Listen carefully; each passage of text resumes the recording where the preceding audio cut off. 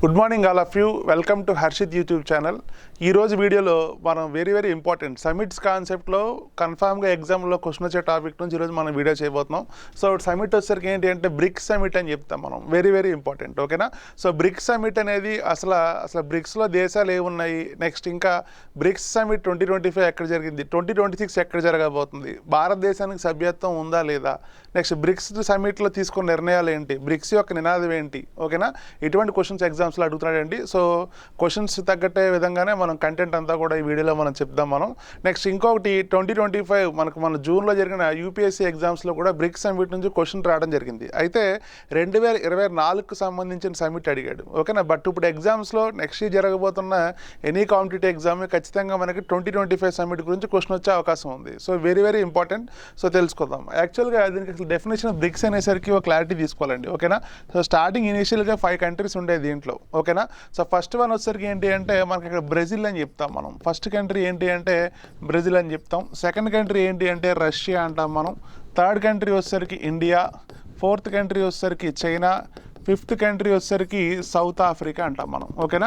So ఇనీషియల్గా bricks summit యొక్క founders ఏ countries ఉన్నాయో ఆ కంట్రీస్ నుంచి ప్రతి కంట్రీ నుంచి ఒక లెటర్ తీసుకుని దీన్ని బ్రిక్స్ అని డెఫినేషన్ వచ్చేలాగా చేయడం జరిగిందండి. సో వెరీ ఇంపార్టెంట్, ఓకేనా. So Brazil, Russia, India, China, south Africa, ఓకేనా.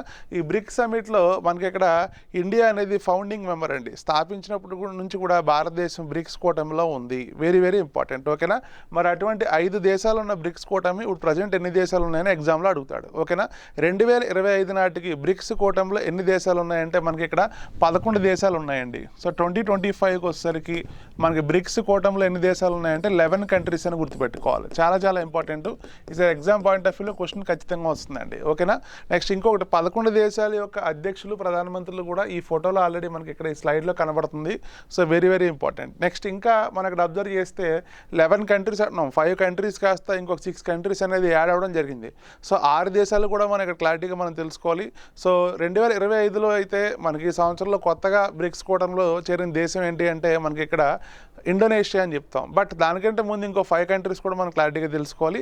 అయితే 2024 సంవత్సరం అండి, 2024 మనం తీసుకుంటే ఇక్కడ దీంట్లో ఈజిప్ట్ చేరిందండి. ఈజిప్ట్ చేరింది. నెక్స్ట్ ఇంకొకటి ఇథోపియా, ఇంకోటి ఏంటి అంటే ఇథోపియా చేరింది. నెక్స్ట్ ఇంకొకటి వచ్చేసరికి ఇరాన్ చేరింది, ఇరాన్. నెక్స్ట్ ఇంకొకటి వచ్చేసరికి సౌదీ అరేబియా చేరింది. నెక్స్ట్ ఇంకోటి వచ్చేసరికి యుఏఈ, ఓకేనా. సో వెరీ ఇంపార్టెంట్, ఓకేనా. So Egypt, Ethiopia, Iran, Saudi Arabia, UAE. So 5+5 వచ్చేసరికి 10 కంట్రీస్ అని చెప్తాం మనం. కానీ 2025 సంవత్సరంలో ఈ సంవత్సరంలో మనకి కొత్తగా చేరిన దేశం ఏంటి అంటే ఇండోనేషియా. చాలా ఇంపార్టెంట్, ఓకేనా. సో 2025లో న్యూ మెంబర్గా మనం బ్రిక్స్ సమిట్లో మనం ఏ కంట్రీకి వస్తుందని చెప్తున్నామంటే ఇండోనేషియా ఇంపార్టెంట్, ఓకేనా. సో ఇండోనేషియాకి ఎందుకంత మనం ఇంపార్టెన్స్ ఇస్తున్నాం, 2025లో చేరిందని కాదు. ఇక్కడ మనం గుర్తుపెట్టుకోవాల్సింది ఏంటంటే సౌత్ ఈస్ట్ ఏషియా, ఓకేనా. సౌత్ ఈస్ట్ ఏషియాలో సౌత్ ఈస్ట్ భాగం నుంచి చేరిన మొట్టమొదటి దేశం ఏంటి అంటే ఇండోనేషియా అని గుర్తుపెట్టుకోవాలి. చాలా ఇంపార్టెంట్. ఎగ్జామ్ పాయింట్ ఆఫ్ వ్యూలో క్వశ్చన్స్ ఇలా అడుగుతాడు, ఓకేనా. So first south east Asian country. So first south east Asian country to join BRICS. ఎగ్జామ్లో ఇలా క్వశ్చన్ అడుగుతాడు, ఓకేనా. So which first south east Asian country to join BRICS in 2025 అంటాడు. So దీనికి ఆన్సర్ ఏం చెప్తామంటే మనం ఇక్కడ ఇండోనేషియా అని చెప్తాం మనం. సో చాలా ఇంపార్టెంట్. 2025 సంవత్సరంలో కొత్తగా చేరిన దేశం ఏంటి అంటే ఇండోనేషియా, ఓకేనండి. నెక్స్ట్ ఇంకా మనం కొన్ని విషయాలు ఇక్కడ ఈ సమిట్లో మనం తెలుసుకోవాలి. నెక్స్ట్ ఇంకొకటి ఈ బ్రిక్స్లో ఉన్న దేశాలు కనుక మనం తీసుకుంటే ప్రపంచ జనాభాలో 49% జనాభా ఈ దేశాల్లోనే ఉందండి, ఓకేనా. సో టోటల్ కంట్రీస్ 11 కంట్రీస్లో కూడా మనం ఇక్కడ 49% ఆఫ్ ది పాపులేషన్ మనకి ఈ కూటమి నుంచి ఉంది. చాలా ఇంపార్టెంట్. ఎగ్జాంపుల్ ఏంటి అంటే ఇండియా, చైనా అని చెప్తాం మనం, ఓకేనా. ఇండియా, చైనా 2 దేశాలు కూడా ప్రపంచంలో టాప్ మోస్ట్ పాపులేషన్ కంట్రీస్లో 1-2 స్థానాల్లో ఉన్నాయి. ఇది గుర్తుపెట్టుకోవాలి, ఇంపార్టెంట్, ఓకేనా. నెక్స్ట్ ఇంకా మనకి ప్రపంచ జీడిపి పాయింట్ ఆఫ్ వ్యూలో తీసుకుంటే 26% ఆఫ్ బిజినెస్ అండి. 26% ఆఫ్ బిజినెస్ అనేది ఈ బ్రిక్స్ కూటమి నుంచి జరుగుతుంది. ఈ క్యాలిక్యులేషన్స్ కూడా ఇంపార్టెంట్. ఎందుకంటే కొన్నిసార్లు బ్రిక్స్ సంబంధించి సరైన దాన్ని గుర్తించండి అని చెప్పి ఎగ్జామ్లో క్వశ్చన్ అడుగుతున్నాడు. సో అటువంటి క్వశ్చన్స్ ఖచ్చితంగా మనం ఆన్సర్ చేయాలంటే ఇటువంటి డేటాను కన్ఫామ్గా మనం గుర్తుపెట్టుకోవాలి, ఇంపార్టెంట్, ఓకేనా.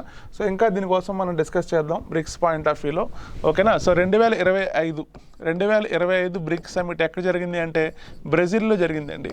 ఎక్కడ జరిగింది అంటే బ్రెజిల్, ఓకేనా. సో బ్రెజిల్లో లొకేషన్ ఏంటి అంటే రియో రియో డెజనెరియో అని గుర్తుపెట్టుకోవాలి. ఓకేనా, రియో డెజనెరియో. ఓకేనండి. సో రియో డెజనెరియోలో గుర్తుపెట్టుకోవాలి ఇక్కడ, చాలా చాలా ఇంపార్టెంట్. నెక్స్ట్ ఇంకొకటి, ఇదే BRICS summit Brazil second time host చేసింది. ఓకేనా, సో బ్రెజిల్ మొత్తం బ్రిక్స్ సమిట్లో ఎన్నిసార్లు హోస్ట్ చేసింది అంటే 2 సార్లు హోస్ట్ చేసింది అని చెప్తాం మనం, ఇంపార్టెంట్. ఓకేనా, నెక్స్ట్ ఇంకా 2025 ఎడిషన్ ఎన్నో ఎడిషన్ అంటే 17th ఎడిషన్ అంటాం మనం. ఎన్నో ఎడిషన్ అంటే 17th ఎడిషన్. ఓకేనా, సో 17వ ఎడిషన్ గుర్తుపెట్టుకోవాలి. ఈ 2025 సంవత్సరంలో జరిగిన బ్రిక్స్ సదస్సు ఎన్నో సదస్సు అంటే 17వ సదస్సు, చాలా ఇంపార్టెంట్. ఓకేనా, సో నెక్స్ట్ ఇంకా 2026 అండి, 2026 వచ్చే సంవత్సరం బ్రిక్స్ సమిట్ ఎక్కడ జరగబోతుంది అంటే ఇండియా. ఇది చాలా చాలా ఇంపార్టెంట్ అండి. ఓకేనా, సో వచ్చే సంవత్సరం మన బ్రిక్స్ సమిట్ మనం హోస్ట్ చేయబోతున్నాం.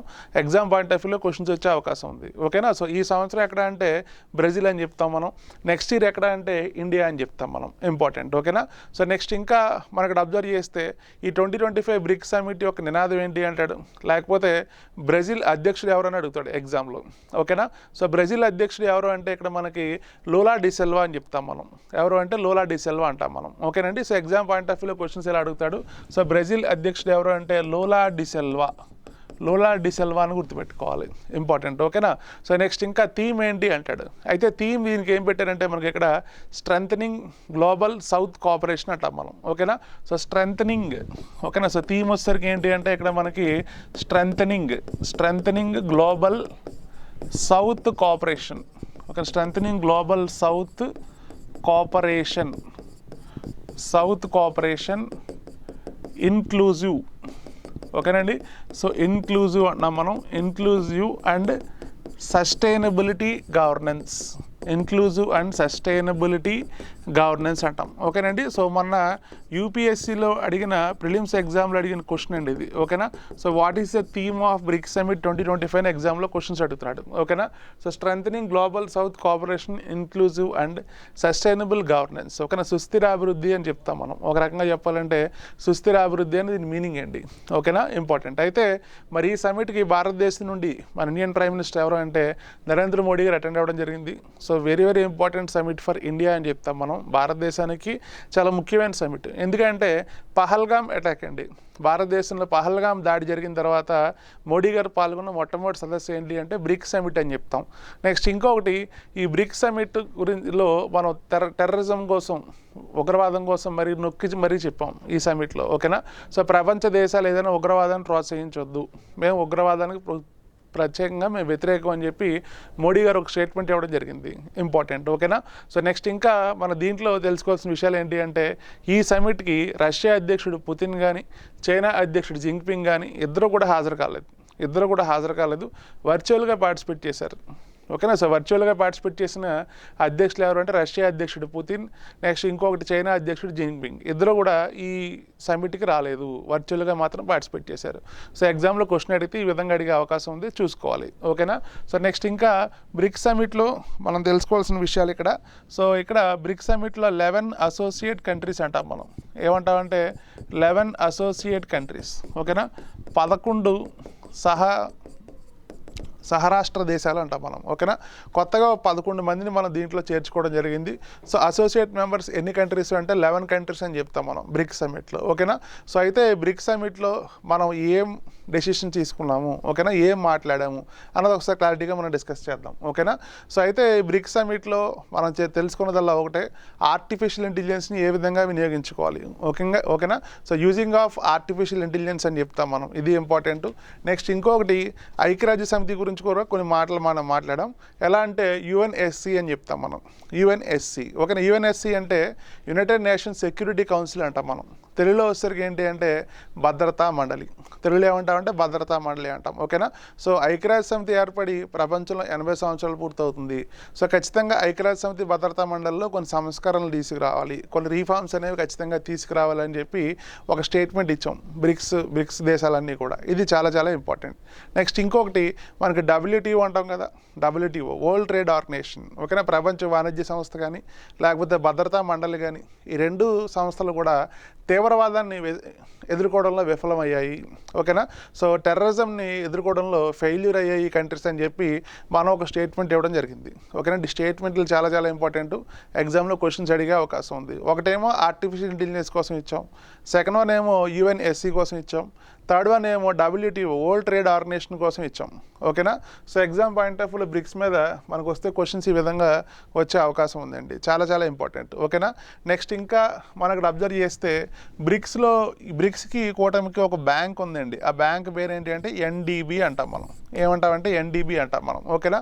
సో NDB ఫుల్ ఫామ్ వచ్చేసరికి న్యూ డెవలప్మెంట్ బ్యాంక్ అంటాం. ఈ న్యూ డెవలప్మెంట్ బ్యాంక్ చాలా ఇంపార్టెంట్ అండి. ఎందుకంటే ఈ న్యూ డెవలప్మెంట్ బ్యాంక్లో కొత్తగా 2 దేశాలు చేరాయి.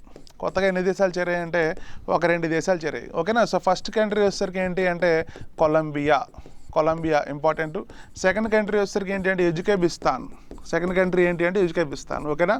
సో 2 దేశాలు కూడా మనకి ఇక్కడ NDBలో చేరడం జరిగింది. ఓకేనండి.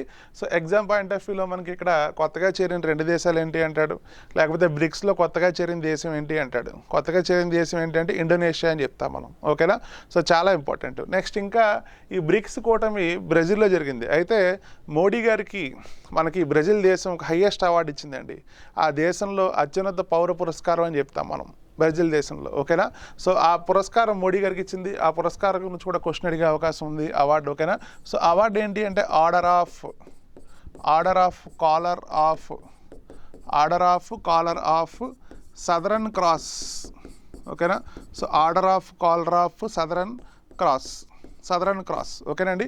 సింపుల్గా మనం గుర్తుపెట్టుకోవాలి, Order of Collar of Southern Cross. ఈ అవార్డు ఎవరు ఇచ్చారంటే బ్రెజిల్ దేశం ఇచ్చింది. ఎవరికి ఇచ్చింది అంటే నరేంద్ర మోడీ గారికి ఇవ్వడం జరిగింది. సో ఎగ్జామ్లో క్వశ్చన్స్ ఈ విధంగా వచ్చే అవకాశం ఉంది. ఓకేనా. సో బ్రిక్స్ కాన్సెప్ట్లో చాలా ఇంపార్టెంట్ ఇన్ఫర్మేషన్ అంతా కూడా నేను డిస్కస్ చేయడం జరిగింది. సో 2025, 2026 కంట్రీస్ ఏంటి, ఇండోనేషియా ఎప్పుడు చేరింది ఏంటి, ఈ విషయాలన్నీ కూడా మనం క్లారిటీగా చెప్తున్నాం మనం. ఓకేనండి. సో ఈ బ్రిక్స్ సమిట్ నుంచి కాంపిటేటివ్ ఎగ్జామ్లో మనం 2026 రాయబోతున్న పరీక్షల్లో మనం క్వశ్చన్ ఎక్స్పెక్ట్ చేయొచ్చు. ఓకేనా. సో మళ్ళీ మనం ఇంకొక వీడియో నెక్స్ట్ టాపిక్లో మనం కొత్త వీడియోతో కలుద్దాం. Thank you.